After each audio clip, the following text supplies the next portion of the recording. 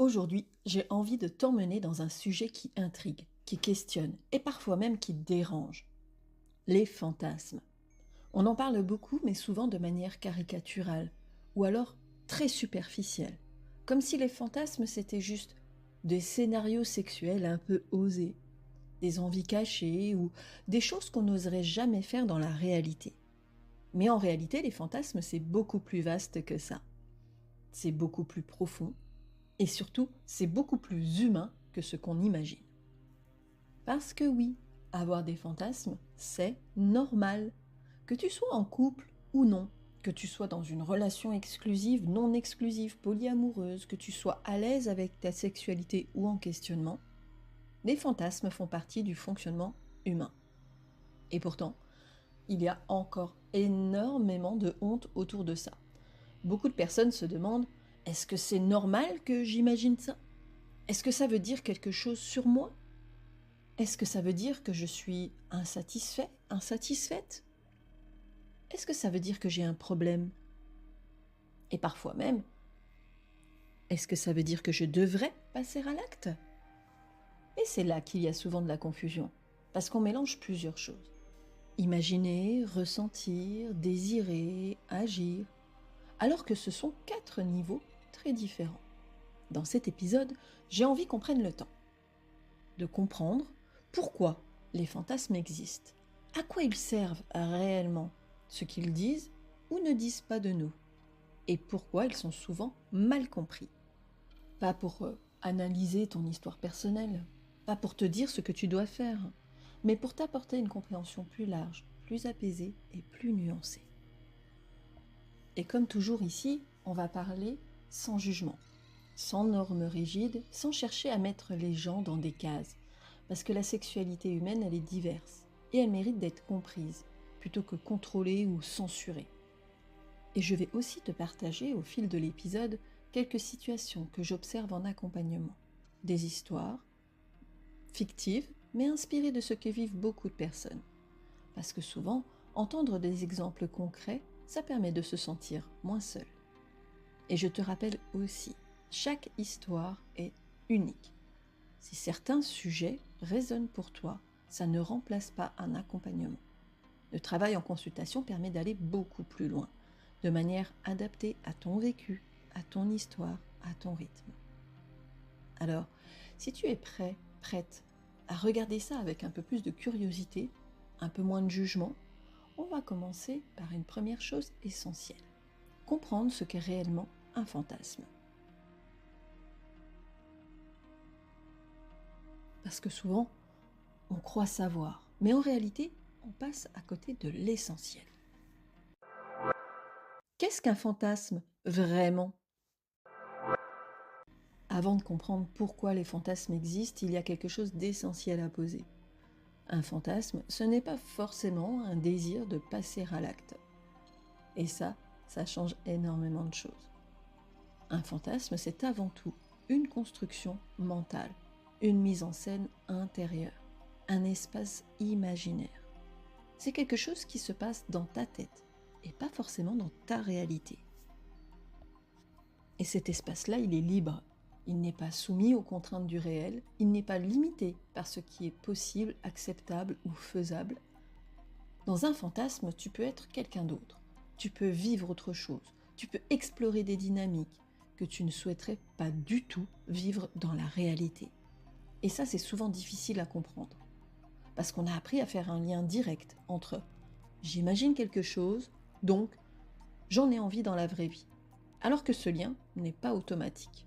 Un fantasme, ce n'est pas une intention, c'est une expérience intérieure. Et parfois, ce qui est excitant dans un fantasme, ce n'est pas le scénario lui-même, c'est le rôle que tu y occupes, l'émotion que tu ressens, la dynamique qui se joue, ou même le fait que ce soit interdit, inaccessible ou irréaliste. Je vais te donner un exemple. Une personne vient en consultation parce qu'elle est très troublée par ses fantasmes. Dans sa vie réelle, elle est dans une relation stable, respectueuse, sécurisante. Mais dans ses fantasmes, elle imagine des situations de perte de contrôle, des scénarios où elle n'a plus la maîtrise, et ça la met profondément mal à l'aise. Elle se dit « Mais pourquoi j'imagine ça ? Est-ce que ça veut dire que je veux vivre ça ? Est-ce que j'ai un problème ?» Et en réalité, ce qui se joue dans ces fantasmes, ce n'est pas un désir de vivre une situation réelle de perte de contrôle. C'est une expérience mentale de lâcher prise, de relâchement, d'abandon de la responsabilité. Dans sa vie quotidienne, c'est quelqu'un qui gère tout, qui anticipe, qui contrôle, qui porte beaucoup. Et dans ses fantasmes, son esprit crée un espace où elle peut déposer tout ça, sans conséquences, sans danger réel. Et ça, c'est quelque chose de très important à comprendre. Un fantasme ne parle pas forcément de ce que tu veux vivre. Il parle souvent de ce que ton esprit explore. Et parfois, il explore des choses qui sont symboliques. Par exemple, le pouvoir, la vulnérabilité, la reconnaissance, l'interdit, la liberté, la transgression, la sécurité. Le fantasme, ce n'est pas toujours le scénario, c'est souvent ce qu'il représente. Et c'est pour ça que deux personnes peuvent avoir un fantasme semblable, mais pour des raisons totalement différentes. Parce que derrière un fantasme, il y a une fonction. Et c'est exactement ce qu'on va aller explorer maintenant. À quoi servent les fantasmes ? Pourquoi ton cerveau en crée ? Parce que non, ce n'est pas un hasard, et ce n'est pas juste comme ça. Pourquoi les fantasmes existent ? Leur fonction profonde. Maintenant qu'on a clarifié ce qu'est un fantasme, on peut aller un peu plus loin. Pourquoi est-ce que ton cerveau crée des fantasmes ? Parce que non, ce n'est pas quelque chose d'aléatoire. Les fantasmes ont une fonction. Et il n'y en a pas qu'une seule. Ils peuvent répondre à plusieurs besoins, parfois en même temps. Explorer sans risque. La première fonction, c'est l'exploration. Un fantasme, c'est un espace sécurisé où ton esprit peut tester, imaginer, ressentir, expérimenter, sans aucune conséquence réelle. C'est un peu comme un laboratoire intérieur.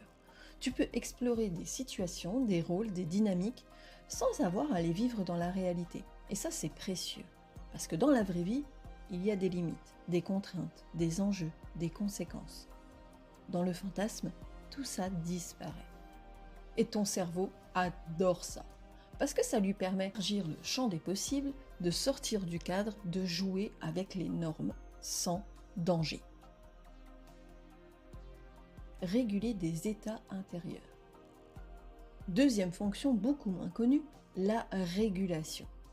Un fantasme peut être une réponse à un état intérieur, pas forcément conscient. Par exemple, quelqu'un qui ressent beaucoup de pression dans sa vie peut fantasmer des situations de lâcher prise. Quelqu'un qui se sent invisible peut fantasmer des situations où il ou elle est désiré, regardé, choisi. Quelqu'un qui a du mal à poser ses limites peut fantasmer des dynamiques très structurées. Le fantasme devient alors un espace où quelque chose se rééquilibre. Pas dans la réalité, mais dans l'expérience intérieure. Et ça peut avoir un effet apaisant. Même si la personne ne comprend pas consciemment pourquoi. Donner accès à des parties de soi. Troisième fonction, révéler des facettes de soi. Dans la vie quotidienne, on ne montre pas tout. On s'adapte, on se contient, on se conforme. Mais dans les fantasmes, il y a souvent plus de liberté. Tu peux être plus affirmé, plus vulnérable, plus audacieux, audacieuse, plus passif, passive, plus intense. Des parts de toi qui n'ont pas toujours de place dans le réel peuvent exister dans cet espace-là. Et encore une fois, ça ne veut pas dire que tu dois les vivre dans la réalité. Mais ça montre que ton monde intérieur est plus vaste que ce que tu exprimes au quotidien. Jouer avec l'interdit. Quatrième fonction est celle qui génère le plus de confusion. La transgression. Beaucoup de fantasmes tournent autour de l'interdit. de ce qui n'est pas autorisé, de ce qui sort des normes. Et souvent, ça crée de la culpabilité. Parce que la personne se dit, si j'imagine ça, c'est que j'ai envie de le faire. Alors que pas du tout. Ce qui est excitant dans les fantasmes, ce n'est pas l'acte, c'est le fait que ce soit interdit, le fait de franchir une limite dans l'imaginaire, le contraste avec la réalité. C'est une expérience mentale de liberté. Et cette liberté-là, elle n'a pas forcément besoin d'exister dans la réalité. Créer de l'intensité. Dernière fonction importante, l'intensité émotionnelle et sensorielle. Le fantasme permet d'amplifier, d'intensifier, de vivre des choses plus fortes, plus rapides, plus immersives que dans le réel. Et ça, c'est aussi une fonction naturelle du cerveau. Chercher de la stimulation, créer du mouvement, ressentir.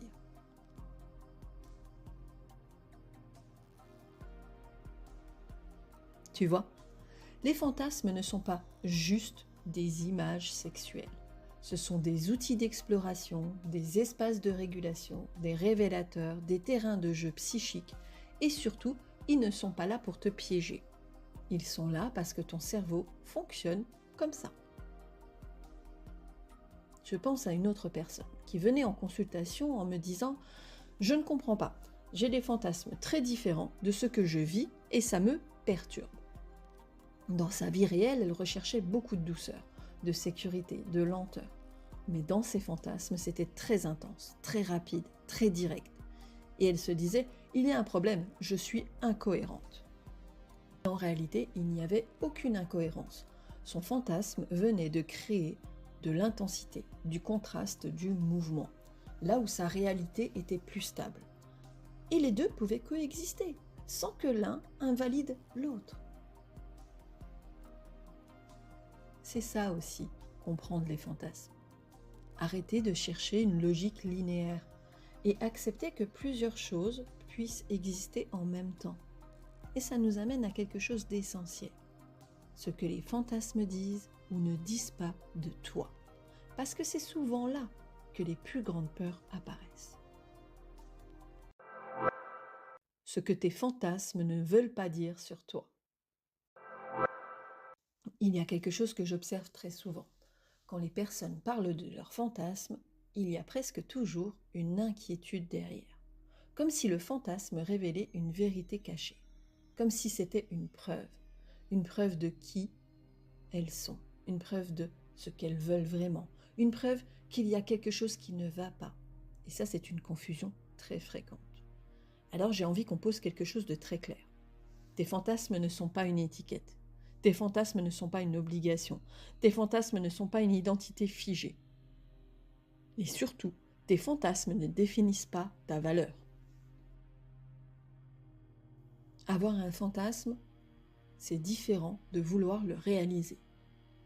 C'est probablement le point le plus important. Tu peux imaginer quelque chose sans jamais vouloir le vivre dans la réalité. Parce que dans un fantasme, tu contrôles le cadre, tu contrôles l'intensité, tu contrôles le début et la fin. Dans la réalité, ce n'est pas le cas. Et parfois, c'est justement parce que tu sais que c'est irréaliste ou que tu ne veux pas que ça existe dans ta vie que ça reste dans le fantasme. Le fantasme est un espace, pas un projet. Un fantasme, ce n'est pas un manque dans ton couple. Autre idée reçue très répandue, si j'ai des fantasmes, c'est que quelque chose ne va pas dans ma relation. Pas forcément. Les fantasmes peuvent exister même dans des relations épanouissantes, même quand il y a du désir, même quand il y a de la connexion. Parce qu'ils ne viennent pas uniquement combler un manque. Ils peuvent aussi créer du contraste, enrichir l'imaginaire, apporter de la diversité intérieure. Et surtout, ils ne remplacent pas la relation, ils coexistent. Un fantasme n'est pas un problème. Certaines personnes viennent avec beaucoup de honte. Elles disent « Je pense que j'ai un problème ». Alors qu'en réalité, elles ont juste un imaginaire. Avoir des fantasmes, c'est une capacité du cerveau humain. Ce qui peut poser difficulté, parfois, ce n'est pas le fantasme en lui-même, c'est la manière dont il est vécu, la culpabilité qu'il génère, ou le fait qu'il devienne envahissant. Mais le fantasme, en soi, n'est pas un dysfonctionnement. Un fantasme, ce n'est pas une vérité absolue sur toi. On a parfois tendance à se dire « si j'imagine ça, c'est que ça dit quelque chose de profond sur moi ». Et parfois oui, mais pas toujours. Parce que le fantasme peut être symbolique, contextuel, influencé par des images, des histoires, des expériences. Il peut évoluer, changer, disparaître. Ce n'est pas quelque chose de figé. Et surtout, ce n'est pas une révélation à prendre au pied de la lettre.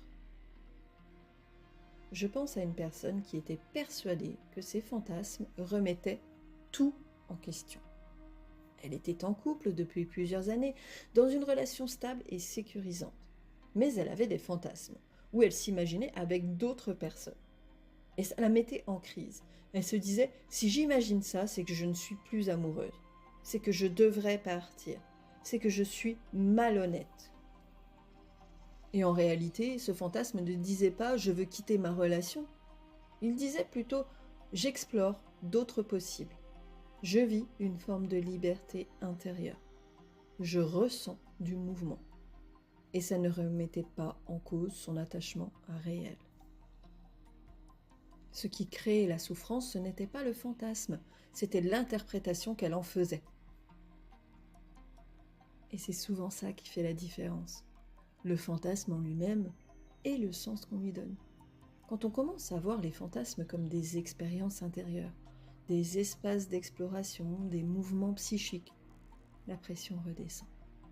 Et ça permet quelque chose de très important. Ne plus être en lutte contre son propre fonctionnement. Et maintenant qu'on a posé tout ça, il y a une autre question qui revient très souvent. Est-ce qu'il faut parler de ces fantasmes ? Est-ce qu'il faut les partager ? Est-ce qu'il faut les garder pour soi ? Et là aussi, il n'y a pas une seule réponse. Mais il y a des repères. Faut-il parler de ces fantasmes ? C'est une question qui revient très souvent. Est-ce que je devrais en parler ?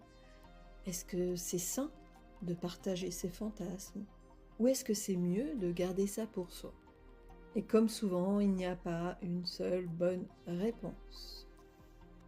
Parce que ça dépend de toi, de ta relation, du contexte et de l'intention derrière ce partage. Les fantasmes peuvent rester personnels. Première chose importante, tu n'es pas obligé de partager tes fantasmes. Un fantasme peut être quelque chose de très intime, très personnel, un espace à toi. Et il n'y a rien de problématique à ça. On a parfois cette idée que dans une relation, il faudrait tout dire, tout partager, tout rendre transparent. Mais en réalité, avoir son jardin intérieur, c'est sain. Tu peux avoir des pensées, des imaginaires, des sensations qui n'appartiennent qu'à toi. Et ça ne veut pas dire que tu caches quelque chose. Ça veut juste dire que tu as une vie intérieure.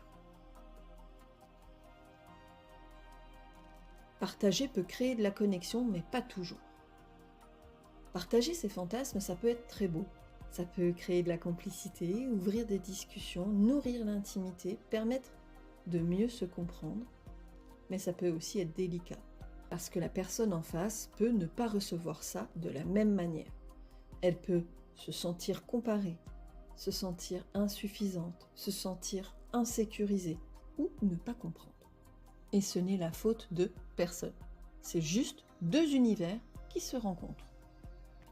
Donc la question à se poser, ce n'est pas « est-ce que je dois le dire ?», mais plutôt « pourquoi j'ai envie de le partager ?» L'intention fait toute la différence. Avant de partager un fantasme, tu peux te demander « est-ce que c'est pour créer du lien ? Est-ce que c'est pour être compris, comprise ? Est-ce que c'est pour tester la réaction de l'autre ? Est-ce que c'est pour provoquer quelque chose ? Parce que l'impact ne sera pas le même. Un partage peut être doux, ouvert, respectueux ou au contraire brusque, malmené, déstabilisant. Et ça change tout. Partager, ce n'est pas demander de réaliser. Et c'est un point essentiel. Parler d'un fantasme ne veut pas dire vouloir le vivre, demander à l'autre de le réaliser ou attendre quelque chose en retour. Et c'est important de le préciser, parce que sinon, l'autre peut se sentir mis sous pression. alors que tu es peut-être simplement en train de dire « voilà une partie de mon imaginaire, rien de plus ». Respecter le rythme de chacun, chacune. Dans une relation, tout le monde n'a pas le même rapport au fantasme. Certaines personnes en parlent facilement, aiment partager, sont à l'aise avec ça. D'autres préfèrent garder ça pour elles, ont besoin de temps ou ne se sentent pas concernées. Et les deux sont valables. L'important, c'est de ne pas imposer ni le partage, ni le silence, mais de laisser de la place à ce qui est juste pour chacun, chacune. Parler de fantasme, ce n'est pas une obligation relationnelle, c'est une possibilité. Et comme toute possibilité, elle demande du consentement, de l'écoute, de la nuance. Un point important à retenir, tu peux avoir des fantasmes, ne jamais les partager, ne jamais les vivre et être complètement aligné avec ta vie. Il n'y a pas de bonne manière de faire, seulement une manière qui te correspond. Et ça nous amène à la dernière partie de cet épisode. Quelque chose de plus global. Comment se positionner face à ces fantasmes sans culpabilité, sans confusion, sans pression? Parce que le but, ce n'est pas de tout analyser. C'est de pouvoir coexister avec ça de manière apaisée. Apaiser son rapport au fantasme. Après tout ce qu'on vient de voir, il y a quelque chose d'important à retenir. Le problème, ce ne sont pas les fantasmes. C'est souvent la manière dont on les interprète, la pression qu'on se met, ou la peur de ce que ça voudrait dire.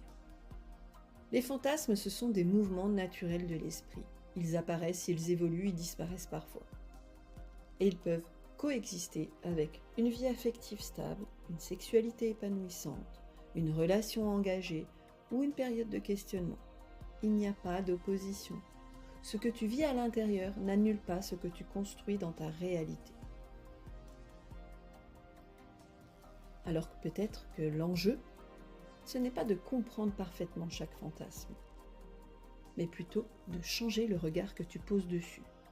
Passer de « pourquoi j'ai ça? Qu'est-ce que ça veut dire sur moi ?»